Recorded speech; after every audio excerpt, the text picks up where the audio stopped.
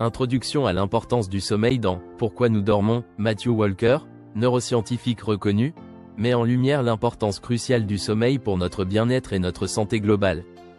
Ce livre repose sur une multitude de recherches scientifiques récentes qui démontrent que le sommeil ne doit pas être perçu comme une simple période d'inactivité, mais comme une fonction biologique essentielle à la régénération de notre corps et de notre esprit.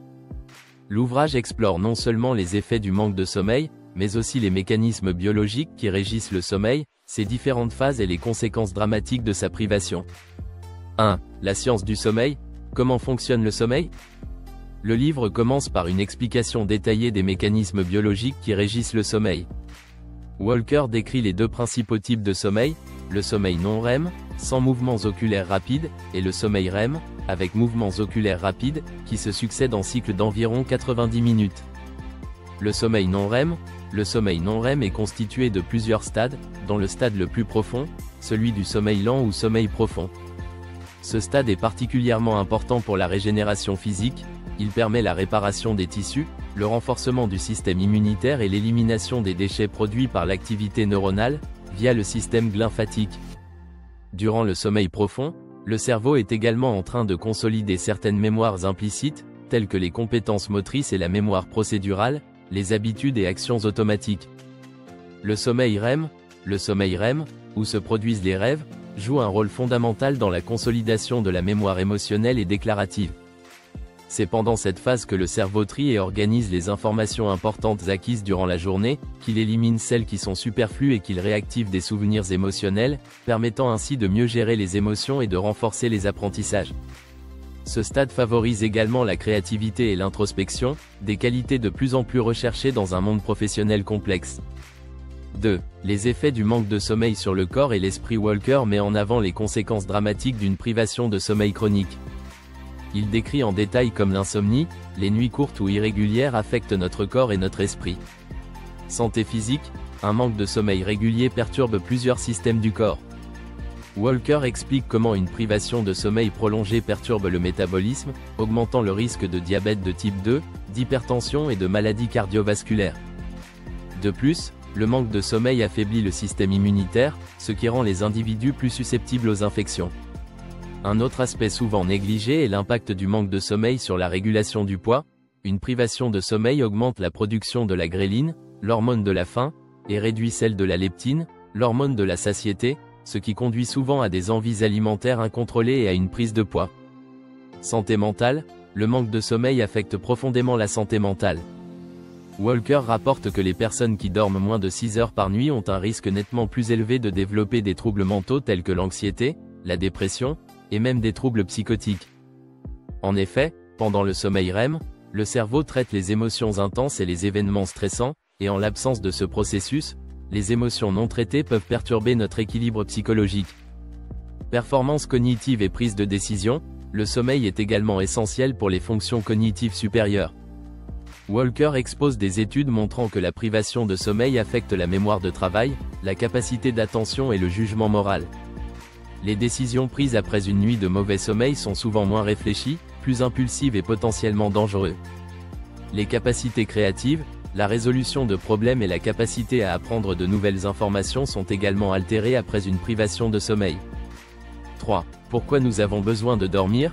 Une fonction vitale. Walker avance plusieurs raisons biologiques et évolutives pour expliquer pourquoi le sommeil est indispensable.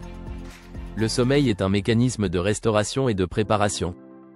Pendant la nuit, le corps et le cerveau se réparent, se régénèrent et se préparent pour le lendemain. Il permet également de préserver et d'optimiser l'activité des neurones, tout en maintenant l'équilibre hormonal et la mémoire. Le nettoyage du cerveau, une découverte importante que Walker présente est celle du système lymphatique. Ce système, qui fonctionne principalement pendant le sommeil profond, est responsable de l'élimination des déchets cérébraux, y compris les protéines bêta-amyloïdes, dont l'accumulation est liée à des maladies neurodégénératives comme Alzheimer. Walker souligne que la dysfonction du système lymphatique due à la privation de sommeil peut accélérer les maladies neurodégénératives. L'importance du sommeil REM pour les émotions, un autre point majeur de son analyse est l'impact du sommeil REM sur les régulations émotionnelles.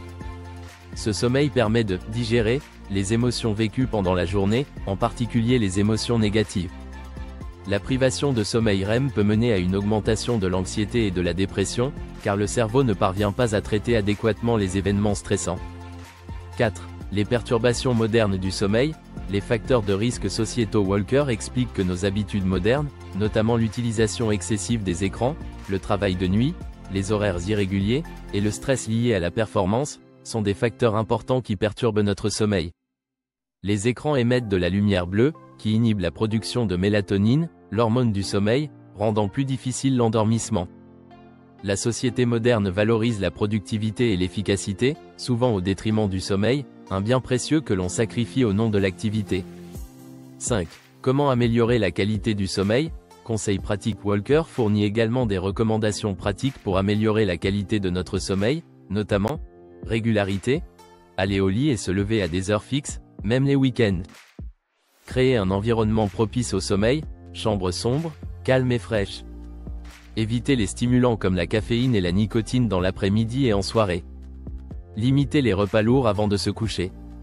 Exercice physique régulier, mais pas trop près de l'heure du coucher. Éviter les écrans 1 heure avant de dormir. 6. Conclusion, repenser notre relation au sommeil. Enfin, Walker plaide pour une révision sociétale des priorités en matière de sommeil. Selon lui, il est impératif de mieux intégrer le sommeil dans notre culture, notamment en réévaluant les horaires de travail, les programmes scolaires et les politiques publiques. En réduisant la privation de sommeil, nous pourrions améliorer la santé publique, accroître la productivité et réduire les coûts économiques liés aux maladies chroniques, aux accidents et à la baisse de performance. Conclusion générale, Pourquoi nous dormons, est un livre fascinant qui offre une compréhension approfondie de l'importance du sommeil, soutenu par des recherches scientifiques solides. En démontrant les bienfaits du sommeil sur le cerveau et le corps, ainsi que les dangers de sa privation, Matthew Walker nous invite à reconsidérer nos habitudes de vie modernes et à accorder au sommeil la place centrale qu'il mérite dans nos vies. Il est à la fois un appel à l'action pour préserver ce bien essentiel et un guide pour améliorer notre qualité de vie en réintégrant le sommeil comme un pilier de notre santé et de notre bien-être. Si vous avez aimé, pensez à vous abonner, à liker et à partager.